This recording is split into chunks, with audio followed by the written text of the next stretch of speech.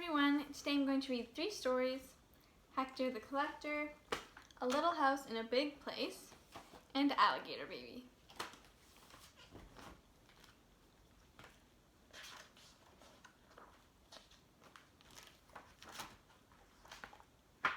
It all began with an acorn. It was smooth and brown with a rough, knobbly cap, and Hector found it in a crack in the sidewalk on the way to school.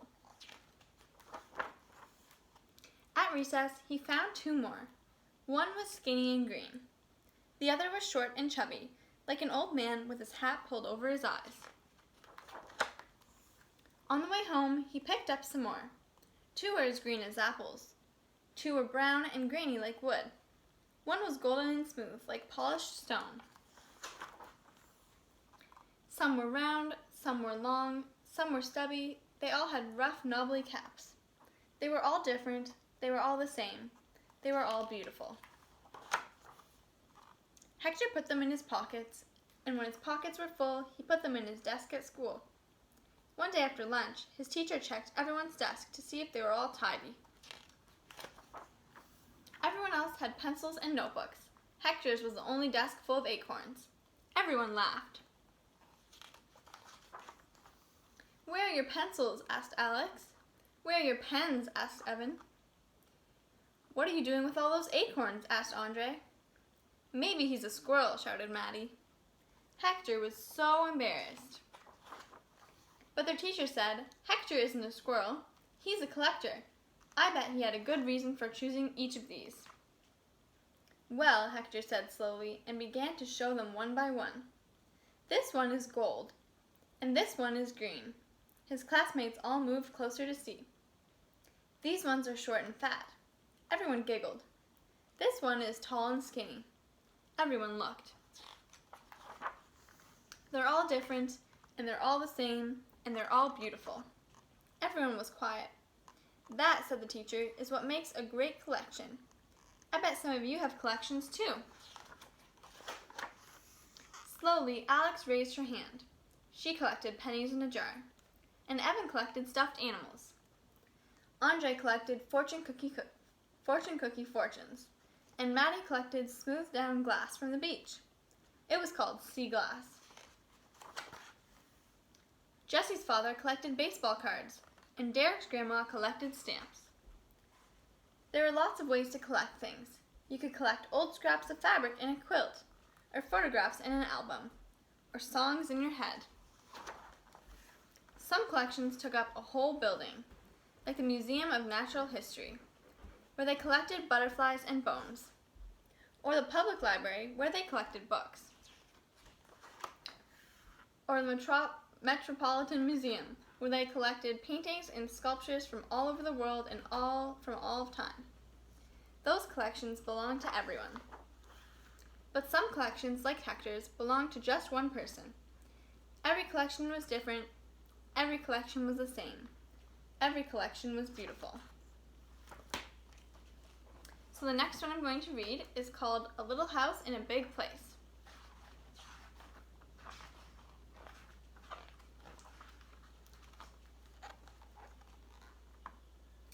A girl lived in a little house in a little town in the middle of a big place. Clickety-clack tracks crossed the field behind. She stood at her window and waved to the train engineer who passed every day, and she wondered about where he came from and where he went, and if she might go away too someday.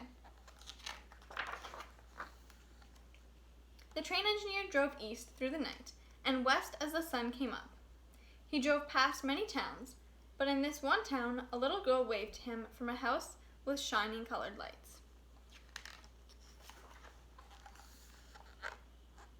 His train came over the horizon every morning.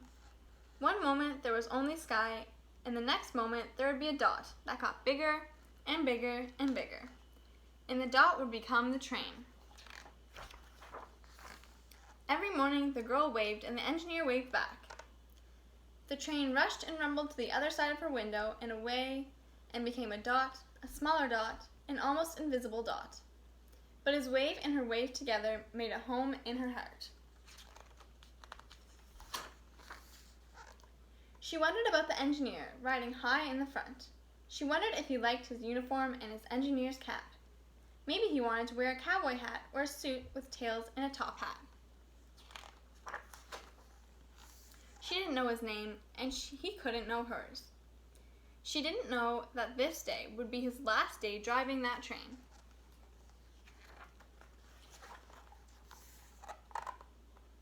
The girl stood at her window, as she did every morning, only this time she saw something sail from the engineer's hand.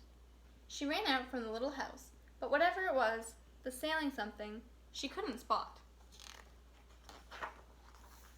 Instead, she found wild strawberries, hidden and sweet, and wildflowers along the tracks.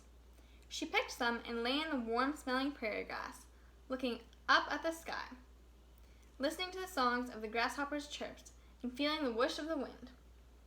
The wind whispered, "What is it?" The girl stood and let the wind push gently at her back. She let it blow and carry her farther from her little house.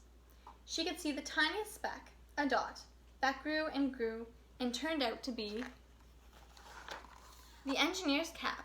She put it on and it fit, almost. The train still came over the horizon every morning with a different engineer, but the girl didn't always wait by the window.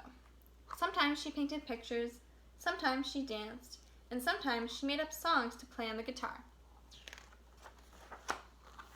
The little girl grew up. She left the little house, she left the little town, and she rode a train east to where the sun rises, disappearing into a small dot on the edge of the big sky, but ending up somewhere.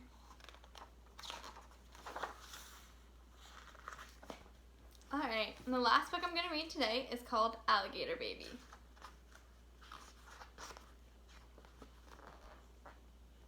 One night, Christian's mother woke up and yelled, "A baby! A baby! I'm having a baby!" Christian's father jumped up, zoomed around the room, got dressed, and grabbed Christian's mother by the hand. They ran downstairs to the car and drove off really fast.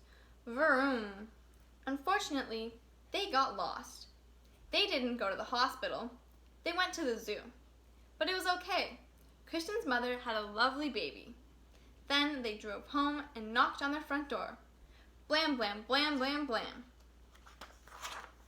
Kristen opened the door, and there was her mother, holding something all wrapped up. "Kristen," she said, "would you like to see your new baby brother?" "Oh, yes," said Kristen. So Kristen lifted up the bottom of the blanket. She saw a long green tail and said, "That's not a people tail." Kristen lifted up the middle of the blanket, saw a green claw, and said, "That's not a people claw." Kristen lifted up the top of the blanket, saw a long green face with lots of teeth, and said, "That's not a people face. That is not my baby brother." "Now, Kristen," said her mother, "don't be jealous." Just then, the baby reached up and bit Kristen's mother on the nose. She yelled, "Ah!" Then the baby reached up and bit her father on the nose. He yelled, "Ah!" "That's not a people baby," said Kristen. "That's an alligator baby."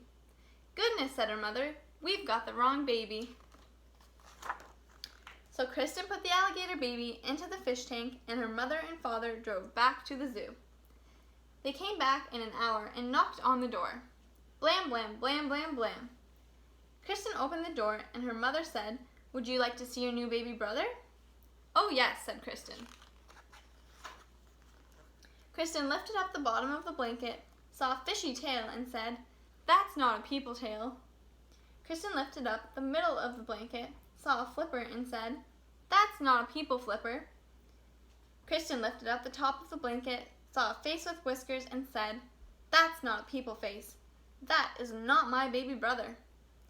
"Now, Kristen," said her mother, "don't be jealous." Just then, the baby reached up with its flipper and flapped her father's face. Whap, whap, whap, whap, whap. He yelled, "Ah! It's a seal baby. We've got the wrong baby." So Kristen put the seal baby in the bathtub, and her mother and father drove back to the zoo. They came back in an hour and knocked on the door. Blam, blam, blam, blam, blam. They said, "Kristen, would you like to see your new baby brother?" "Oh, yes," she said. She lifted up the bottom of the blanket, saw a very hairy leg, and said, "That's not a people leg." She lifted up the middle of the blanket, saw a very hairy arm, and said, "That's not a people arm." She lifted up the top of the blanket, saw a very hairy face, and said, "That's not a people face. That is not my baby brother." "Now, Kristen," said her mother, "don't be jealous." Then the baby reached up with his feet and grabbed her mother's ear and her father's ear, and they both yelled, "Ah! It's a gorilla baby! We've got the wrong baby." "Let me do it," said Kristen. So her mother and father put the gorilla baby on the chandelier in the living room, and Kristen went off to the zoo on her bicycle. First, Kristen looked in the snake's cage. No people babies. Then Kristen looked in the wombat cage. No people babies. Then Kristen looked at the elephant cage. No people babies. Then she stopped and listened. From far away she heard, "Wah, wah, wah." "That's more like it," said Kristen. She followed the sound. It was coming from the gorilla cage. Kristen looked at the mommy gorilla and said, "Give me my baby brother." The gorilla jumped away and wouldn't give the baby back at all. Then the people baby reached up and bit the gorilla on the nose, and the gorilla yelled, "Ah!" and handed the baby to Kristen. Kristen jumped on her bicycle and pedaled home. Kristen knocked on the door. Blam, blam, blam, blam, blam. When her parents opened it, she said, "Would you like to see your new baby?" Kristen's mother lifted up the bottom of the blanket and said, "Look, people legs." She lifted up the middle of the blanket and said, "Look, people hands." She lifted up the top of the blanket and said, "Look, a people face." Kristen's mother picked up the baby and gave it a big hug. Her father took the baby and gave it a big hug. And her mother said, "Kristen, Kristen, you got the baby back. Good for you." "But what are we going to do with all these other babies?" yelled Kristen's father. "There's a seal baby in the bathtub, and an alligator baby in the fish tank, and a gorilla baby hanging from the chandelier. We should take them back to the zoo." But Kristen looked out the window and said, "I don't think we'll have to do anything at all." And everything was okay, until Kristen's mother had twins. So that's the last book for today, and I'll see you again next week. Bye.